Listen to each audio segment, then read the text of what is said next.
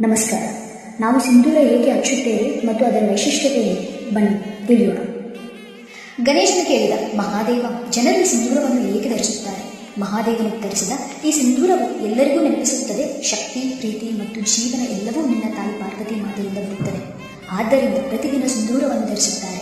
ಅದು ದೇಹದೊಳಗೆ ಶಕ್ತಿ ಮತ್ತು ಸಂತೋಷವನ್ನು ಕೊಡುತ್ತದೆ, ಮನಸ್ಸು ಶಾಂತಿವಾಗಿರಿಸುತ್ತದೆ, ಹೃದಯ ಧೈರ್ಯದಿಂದ ತುಂಬುತ್ತದೆ, ದೇವರ ಆಶೀರ್ವಾದವನ್ನು ನೆನಪಿಸುತ್ತದೆ. ಪ್ರತಿಯೊಂದು ಬಣ್ಣಕ್ಕೂ ಒಂದು ವಿಶಿಷ್ಟ ಅರ್ಥವಿದೆ. ಆರೋಗ್ಯ ಪ್ರಯೋಜನಗಳು. ಹುಡುಗರು ಮತ್ತು ಹುಡುಗಿಯರು. ಪಾರಂಪರಿಕ ಸಿಂಧೂರವು ಹಳದಿ, ಚೂರ್ಣ ಮತ್ತು ಕರ್ಪೂರದಿಂದ ತಯಾರಿಯಾಗುತ್ತದೆ.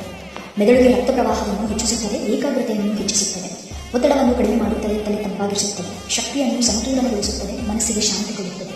ಮಕ್ಕಳಿಗೆ ತುಸು ತಿಲಕಾದರೆ ಚಂದನ ಹಚ್ಚುವುದು ಸುರಕ್ಷಿತ ಮತ್ತು ಅದೇ ಶಾಂತಿಯುತ ಶಕ್ತಿಯನ್ನು ಕೊಡುತ್ತದೆ.